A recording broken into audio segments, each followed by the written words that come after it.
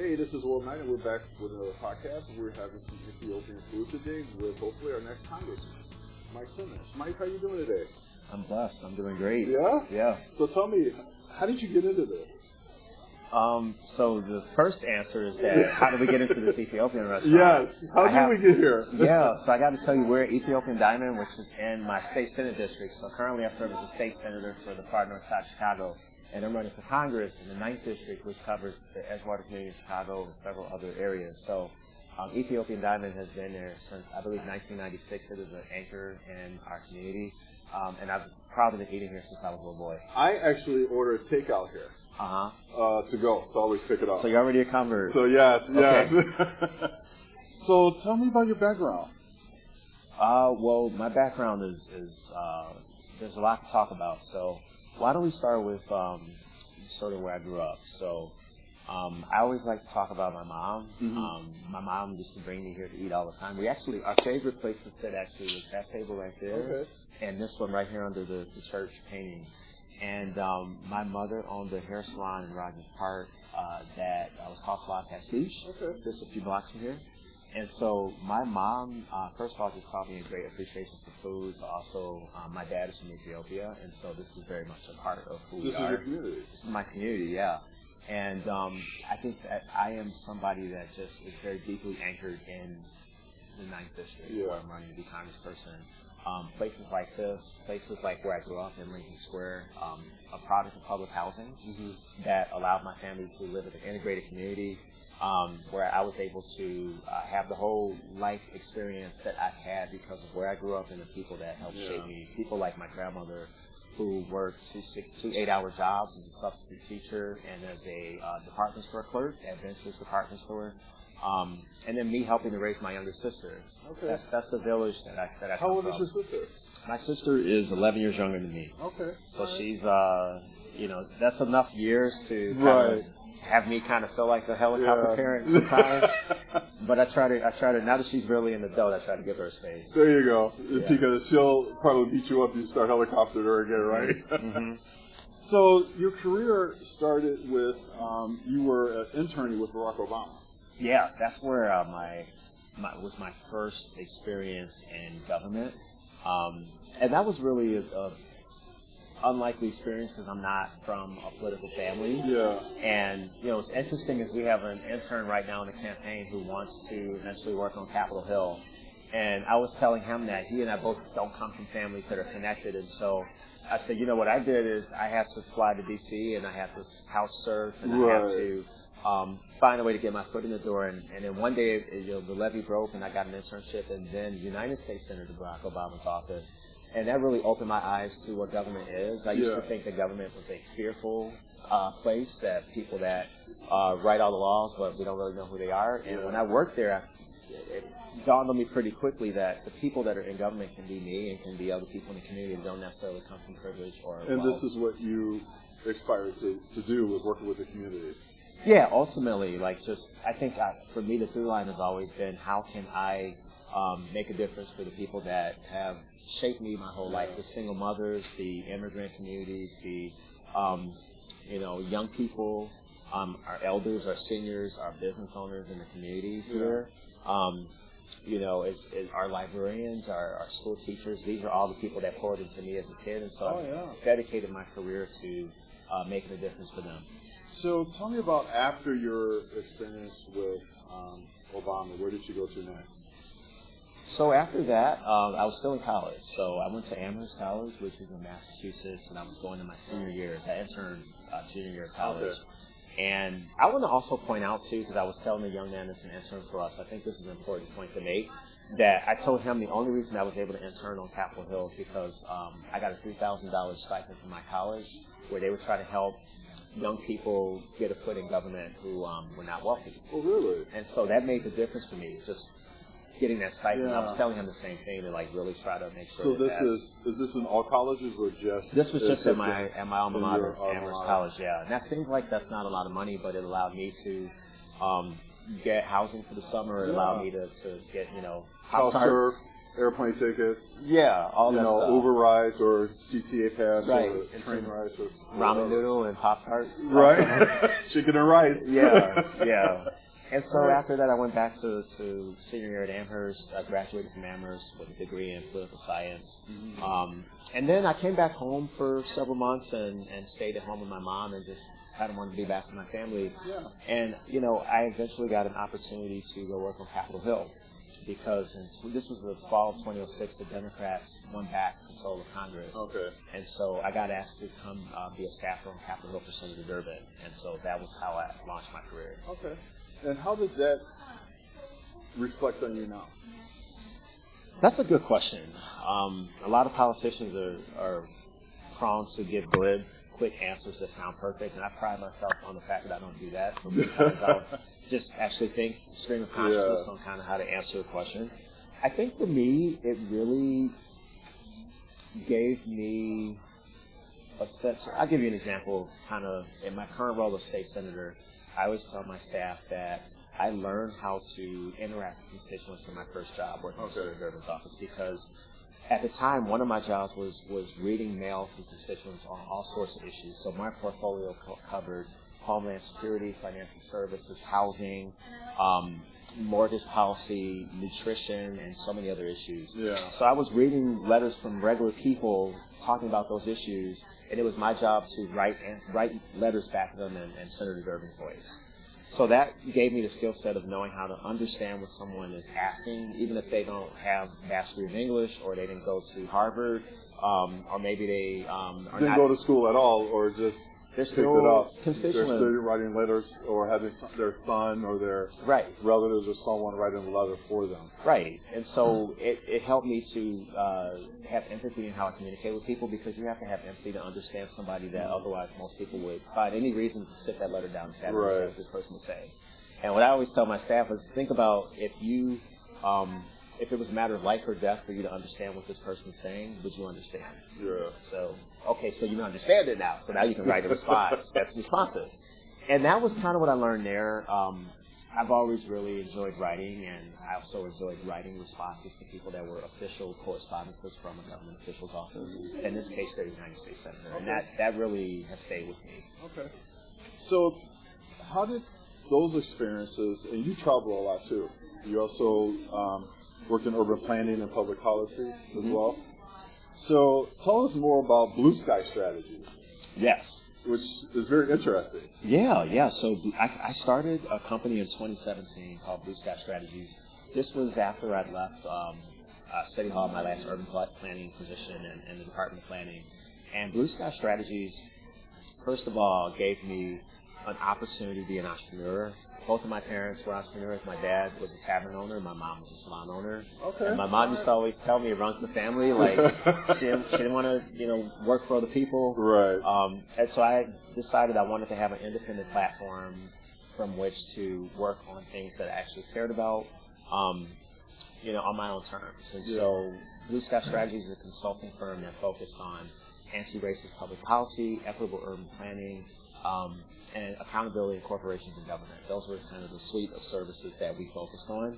I am now a full-time lawmaker, so I don't run my company today, but for those several years between 2017 and 2020. But this is a company that you started, you built? Built from scratch, yeah. Built from scratch. It started as an idea, and I really was able to turn it into a really successful undertaking. So we're going to go into small business. Mm-hmm. So tell me, what is your policy or goals for small businesses in the community? Well, I think that, just look at the 9th Congressional District. You have so many businesses that are owned by people who are renting storefronts, right? Yeah. Or immigrant and refugee families, or people that otherwise don't have wealth and privilege. And so that means that our small business owners sometimes are operating month to month, or they are living paycheck to paycheck because a lot of our small business owners in this district and in my community are running business because it's their heart and soul. It's what they love doing. They're not necessarily doing it to make a gazillion profits. Right. And so I think that's a whole fundamental mindset shift that we need from people running for office who will better understand the needs of the small business community. But they're also putting food on their table, feeding their family. Right. So that's a struggle on its own, especially with prices going up, transportation, things like this, street cleaning, So what are some of the challenges that you see with small businesses are facing these days, especially with other small businesses opening up, next to them? Yeah. I think, just right here in Edgewater and Uptown and Rogers Park, there's a real challenge around gentrification. So land values are becoming more expensive. That means that storefronts are becoming more expensive to rent. That puts a lot of pressure on small business owners who maybe have 3 or 4 year leases, or sometimes even a 10-year lease, where all of a sudden when year 10 comes, the rent goes up 200%. Yeah. And so that makes it harder for those business owners to feed their families and kind of get by. It puts a lot of stress on them too. I mean, that's a really stressful thing to be looming over you when you just want to, serve food or make little products for people or whatever else our small business owners are doing.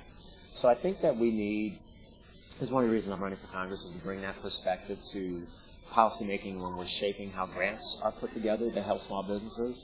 I think a lot of times small business owners are forced to take loans that they can't pay back. True. And so we need somebody that has a better sense of what the pressures are on them, and I think that is a big part of why I'm running. And getting people to come into the door is very hard. Yeah. Especially, you walk down the street, or what I like now is that some of the businesses are getting together to close the streets, like maybe once or two times a month in the summertime, to attract other people to come into that area as well. Do you see that as something that you like or dislike, or will help the small businesses? You mean just in order helping them get more foot traffic? Yeah. I think anything that can be done by your local chambers of commerce or civic organizations to help small business owners get more foot traffic is always a good thing. Yeah. Okay.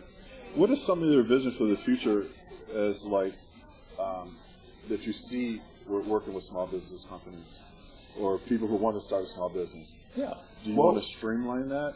Or? Yeah, no, of course. And people talk a lot about streamlining business. It's like, what does that actually mean? So, here in Chicago, Illinois, most of the permits that small business owners are going to have to navigate are through the city council. Yeah. So that's hyper local and really important, and we absolutely need the right people in place at the local level that will take away unnecessary processes that small business owners like these folks don't need to have to go through. We don't want them sitting in City Hall for 12 hours waiting for an unfriendly bureaucrat to come to the window and make them feel like they committed a crime. Like, we don't need that. Let's take the paper ball up, throw it out, like the emoji. Yeah. Just, exactly. Out in the trash. What was interesting is I was talking to a small business owner down the street at the burrito place. Mm-hmm. Edgewater Tacos? Edgewater Tacos is one of the best burrito places in Chicago. That's right. And we were talking, and I said, what are you going to do in the wintertime or the fall, because this comment is getting, I said, put some Christmas lights. She goes, oh, I have to get a permit for that. I'm like, what? It's ridiculous. Like, you have to get a permit to put lights outside of your business. Totally ridiculous. And I'm like, are you kidding? That to me was like unbelievable astounding. Here's part of the problem too, is a lot of times government policy making is making things easier for the government bureaucrats that are running these programs, not for the people who use them. That has to flip. Yes, I totally agree. Yeah. I totally agree. So one of your goals that I was told was about domestic violence. Mm-hmm. So tell me about that. Well, I mean, what I'll tell you is that we've seen, all across the country, an increase in domestic violence in the last several years since the pandemic. I think that that's born about from economic strain. I think that people I think there's a bit of trauma that we all experienced during the isolation of the pandemic that people haven't quite recovered from, and it might take a long time to recover from that. And so I think you see it in terms of the, domestic violence cases that get reported to local officials. I remember in my first year just seeing the uptick of this in 2021 and 2022. And so I think, in Congress, this is an area that I really want to be outspoken on and active on in terms of finding social services for those who are survivors of domestic violence, and any treatments that make sense to help people experience wellness. I think it all starts with wellness. And, I like to foresee a world where domestic violence it doesn't even exist. Yeah. So where do you see government getting involved in this? Well, I mean that's a really open-ended question. I would say it's a lot of things. First, the people in government have to actually prioritize it. I don't hear a lot of people and elected officials talking about domestic violence in a way that isn't just limited to one sort of community or groups of individuals. Domestic violence is universal. It affects rich people, it affects poor people, it affects white, black, Latinx, and all others. It is right. And so I think that as a potential member of Congress, I would be trying to dramatically increase funding for programs that protect survivors of domestic violence, making it easier for people to get restraining orders from those that have been stalking them or who have violated them, making it a lot easier for those who are survivors of domestic violence to get access to free and reduced transit benefits. I was really proud to champion such a proposal in 2023 in the Illinois Senate, which is their law. And I think that we ought to be doing that across the board for survivors of domestic violence who we should be making life a lot easier for them. And helping them get out of the situation where they're at and Right. putting them in a different situation that could be better for them and influence them to progress and get away from the past. Exactly. So do you see more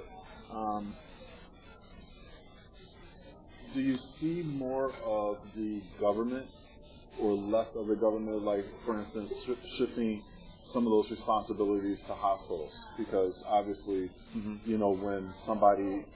the paramedics come, they take them to the hospital, or the police officer takes them to the hospital to get it checked out.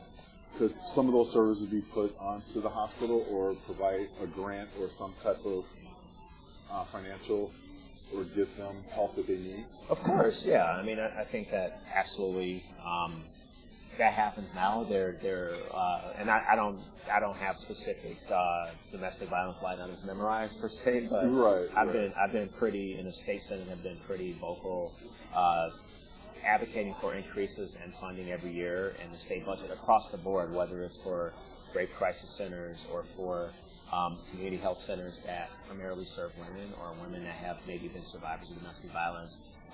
And of course, increasing funding in the state budget. I've supported to support access to counsel that can help with any number of family reunification, mental health for young people that maybe domestic violence is happening between their parents and a bevy of other areas.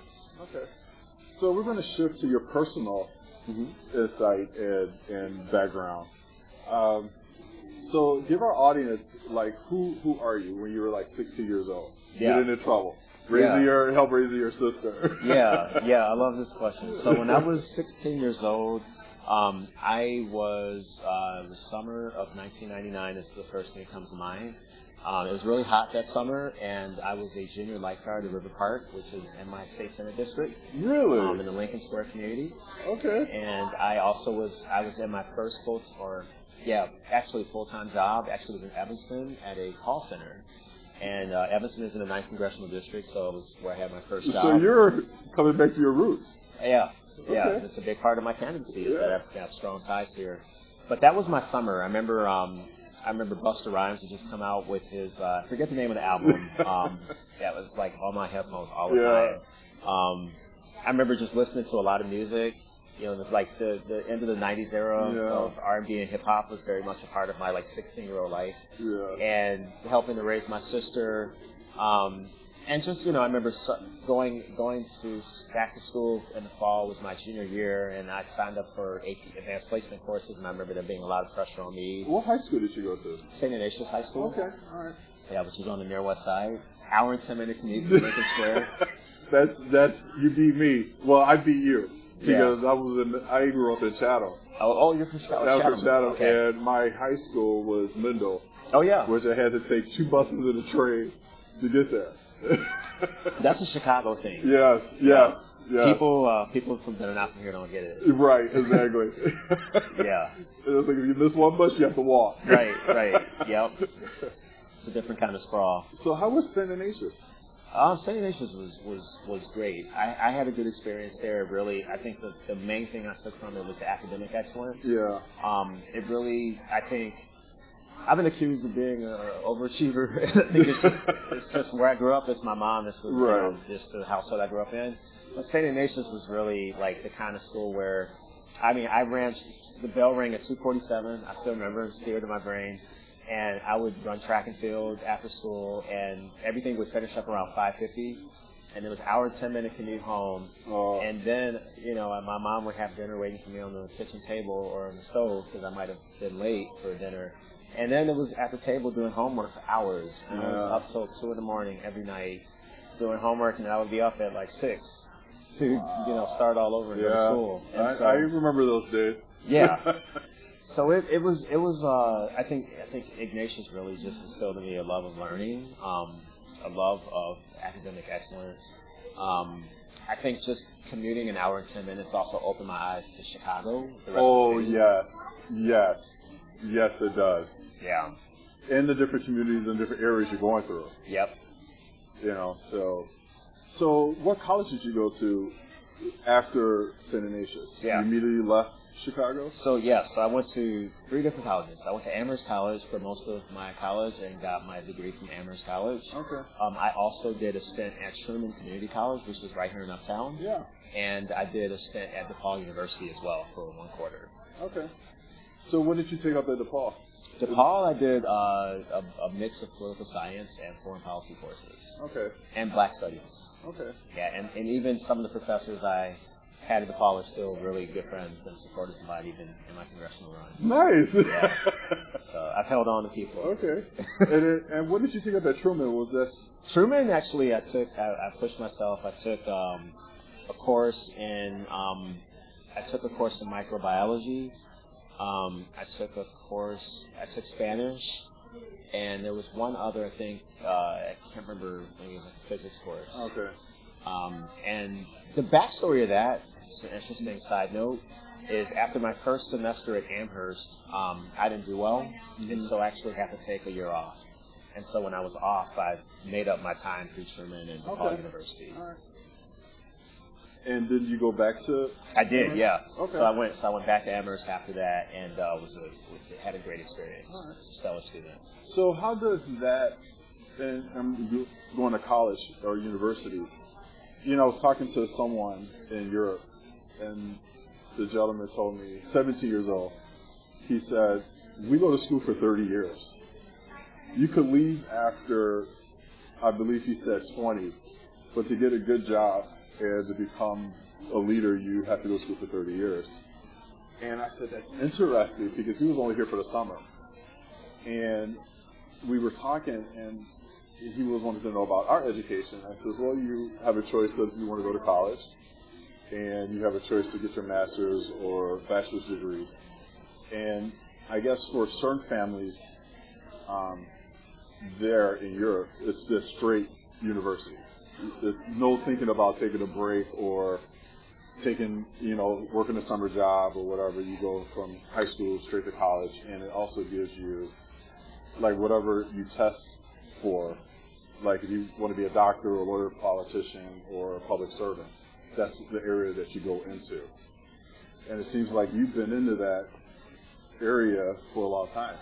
Just the public service. Yeah, off and on. I mean, I think that there have been some times when I focused on other things. So in 2016, I actually took a year away from public service and did some traveling.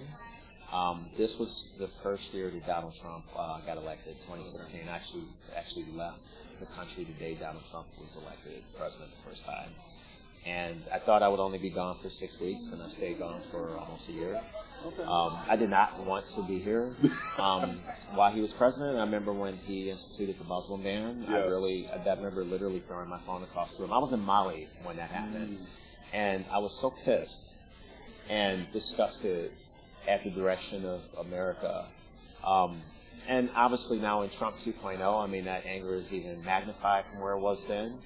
But in that year, I wanted to travel to other countries that were as far away from here as possible to kind of just get better. There were a few different things I was trying to do. So one is my mother is African American. I always wanted to visit the countries where our ancestors were taken from. Okay. And so I visited about 8 countries in West Africa, and spent a lot of time there. And it was, not a fancy thing. Like I went and just went to villages and went through different countries and met people very organically. It was a very profound experience. And then I spent several months traveling through mostly Eastern Europe and the Balkans, trying to just get a sense of other parts of the world that are not where we are, and not where our iPhones and technology and social media are not the things that they're not present, run our lives. Right. They're not present. Yeah, and people are living in some instances more like they maybe lived several thousand years ago, in terms of their values and their daily routines and how they even prepare meals, and kind of how I was astounded when I was in Mali that there are women there who are also probably my distant relatives in terms of the slave trade, who walk 8 miles every morning to get water. Yeah. And that's just to prepare breakfast and make sure that everybody has water to bathe. And I'm like, when you have to live like that, you don't have time for political drama. Right. All the other nonsense that we get caught up with here in the Great West. You know what's interesting? When you said, lady walk 8 miles, my dad used to tell us all the time, my sister and myself, he used to tell us all the time, I walk 20 miles to get to school every day. I walk 20 miles to get to the grocery store. Yeah. And, when you're living in a house in Chicago, you really don't understand it. So, especially I did. So, I went down in Georgia, where he grew up at. And when he said he walked 40 miles, he walked. I don't know if exactly was 20, but he walked. Because his house was here, school's here, grocery stores here. Yeah. Nothing was in the same way or the same route on or to from school. So it's like the opposite directions. What part is it? I have. You don't know? You gotta learn it. I did. I went down there. I drove. I went down there, but it's like 3.5 hours out of Atlanta. Okay. So yeah, it's. I only ask because I've got on my African American side, my great grandmother was born in Commerce, Georgia. Okay. Which is I think maybe 2 hours away from Atlanta. I don't know. I actually don't know which direction. North and east. Okay. And there is family down there that's been there a long time. Yeah. Since before. Which is interesting. Yeah. When you go down there and all of a sudden it's just like you say, oh, I'm Willie Knight's son or whatever, and it's just like, oh, and then they have a different name for him. Mm-hmm. And we're like, what? Mm-hmm. It was a Southern name, Yeah. Oh, you're Bill's son. I was like, no, my dad was Willie. No, Bill. It's like I had a dad translate, Isn't that wonderful? Yeah. But it's interesting. It is interesting. But it's interesting, like, you took a year off, visited family, relatives, the land that your parents came from. Yeah. And relatives in a metaphorical sense, because on my African American side, African Americans have been separated from Africa for hundreds of years. Yes. And so Yes. there were no actual cousins or relatives for me to encounter, but I knew that generally, a lot of people I was running into were people who, our family trees probably connected at some point and were violently torn apart. And so it was really, I think, redemptive for me to be able to experience that, and particularly on my own terms without a fancy program or another interloper to just like me kind of fully using my agency to do something with like my short, wild, beautiful life. Yeah. And as a descendant of people that survived chattel slavery, it felt really good to go back to several of those ancestral homelands by myself for many months. My family was really excited and supportive of me for doing it and proud to see me take that step. In the sense that he's the first after, probably 10 or 20 generations to make this return home. Okay. It was really beautiful. Now, your current position is what? Tell our audience what your current position is. So I currently serve as a state senator for the 7th District of Illinois, which covers the neighborhoods of Uptown, Edgewater, Rogers Park, Lincoln Square, Lakeview, Wrigleyville, Ravenswood, Andersonville, and Westridge. And that's a lot of ground to cover. Mm-hmm. It is, yeah. It's a big district. It's one of a diverse district as well. It is, yeah. It's one of the most diverse districts in the state. We are about a quarter foreign-born, this state, the Senate district. So 1/4 of my constituents out there was not born in America, yeah. Including my dad and several of my family members.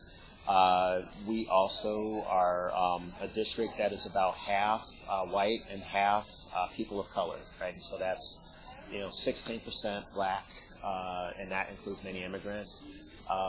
Roughly 12% Latinx, about 9% Asian American, and there's a pretty sizable indigenous population as well. So it's got probably the highest concentration of LGBTQ households in the state. So it's a really so I feel so fortunate to be able to be a voice and to represent such a resplendently diverse community, and one that is literally I embody. Yeah. How do you feel about, like, for instance, obviously you're running for Congress, so you're out here walking around knocking on doors, but you have a long district to cover. Yeah. And how does your current constituents feel about you leaving them? Yeah. So one thing about the 9th Congressional District is it's actually 3 times the size of the State Senate District, just for proxy. So the neighborhoods I just mentioned, most of those are all or in part in the Congressional District also.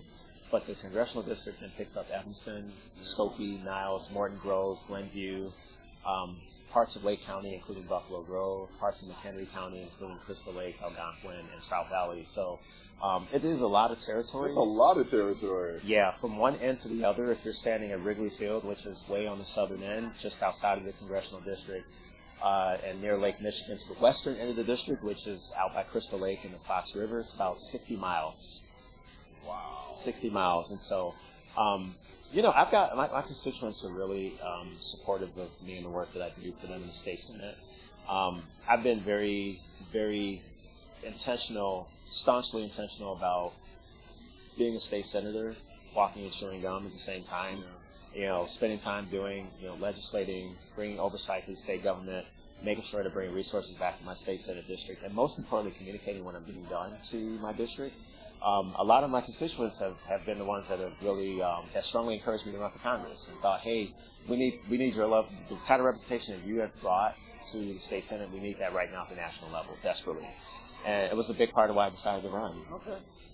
And how do you feel now about running? I mean, you've been in this race for a while now. I have. It's been, so I have, formally, it's today October 8th? Today is October 8th. Today is the 3-month anniversary when I declared, when I launched. So 3-month anniversary. We have an extra glass of honey wine. There you go. To celebrate that.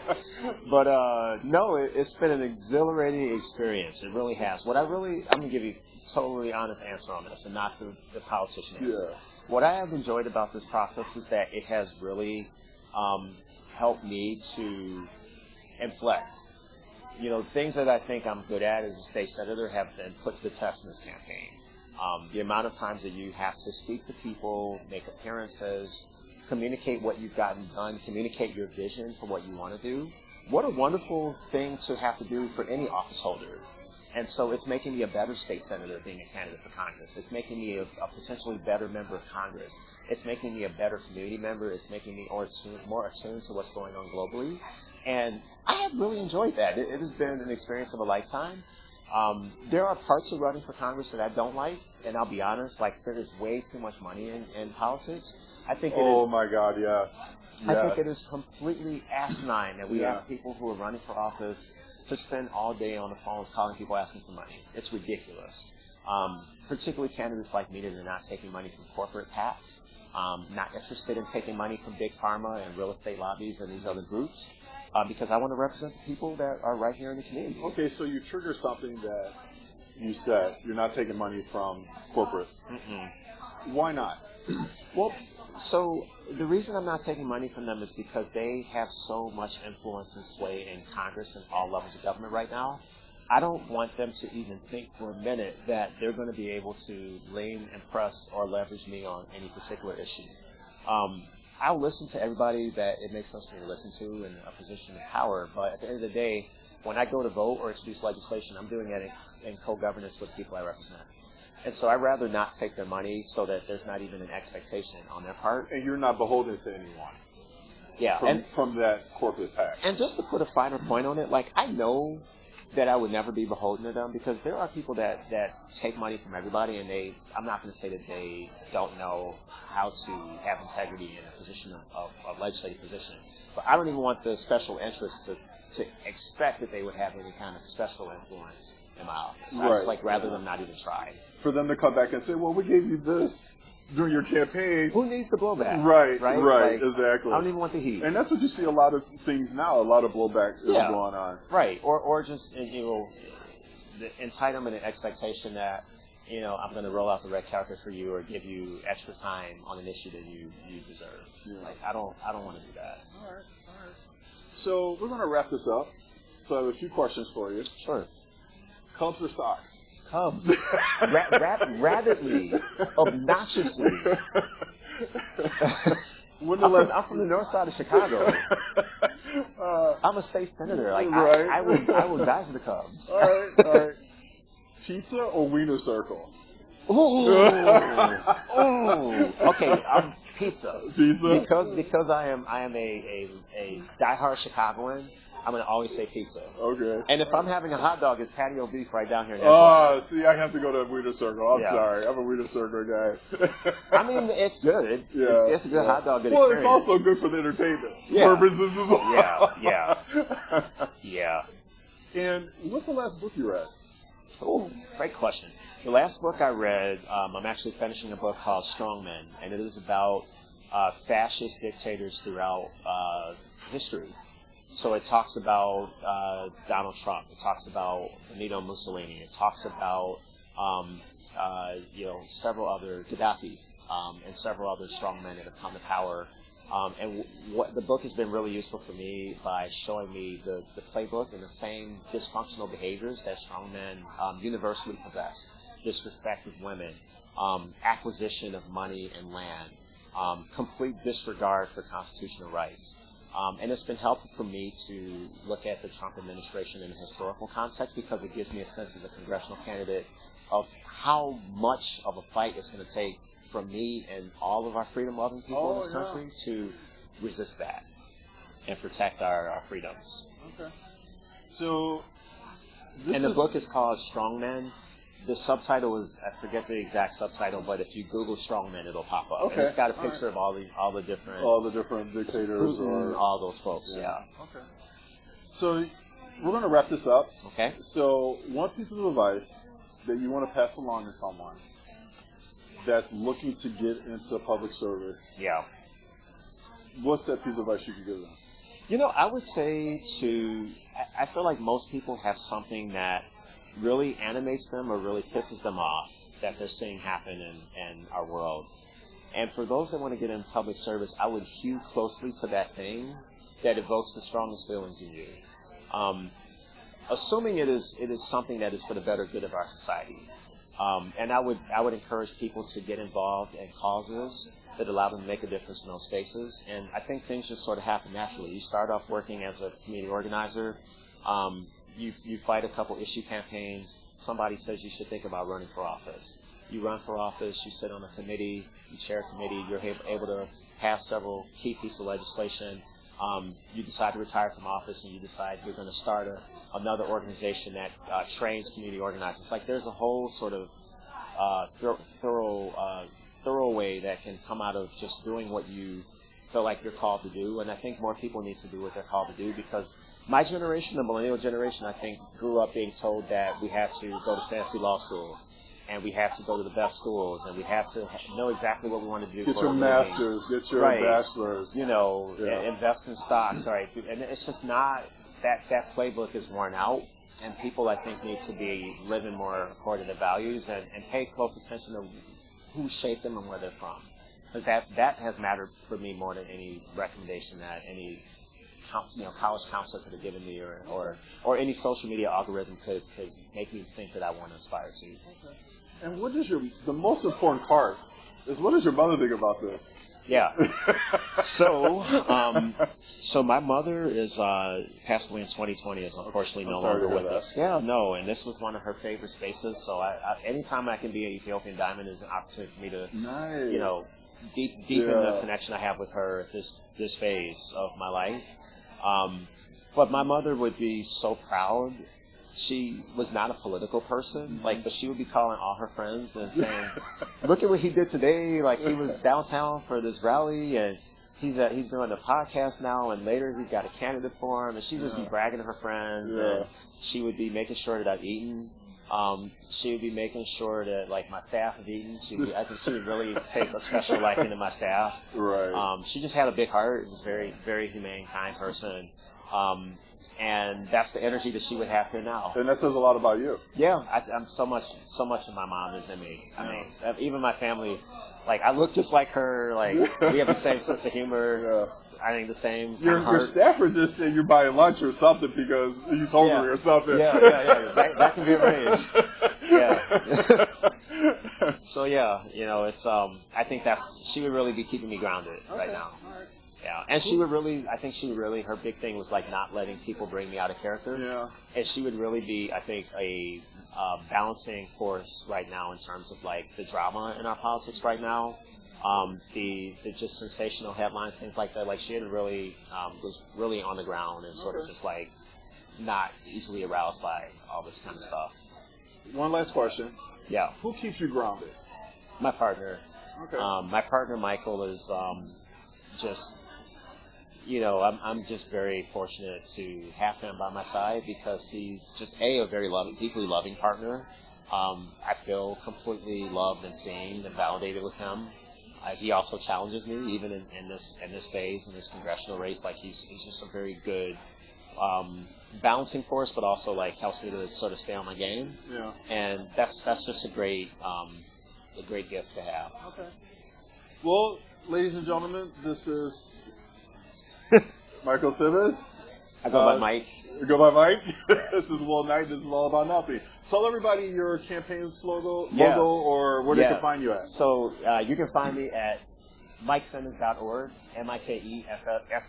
Listen to me.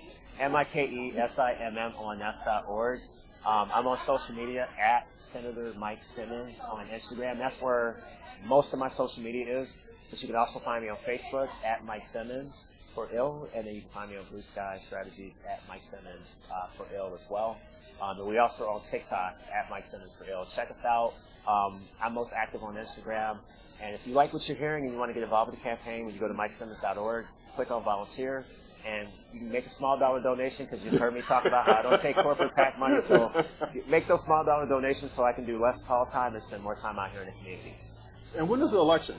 The election is March 17th. And if you live in any of those communities I mentioned earlier, you certainly should vote. You should vote for Mike Simmons for Congress. And if you don't live in the community, and even if you do live in the community, you can make a small dollar donation there at MikeSimmons.org. And this is Will Knight with the Will Knight Podcast, All About Nothing. Talk to you guys later. All right. Thank you, friend. That was fun. Yeah, we had a good time. Yeah, it was good. It was great.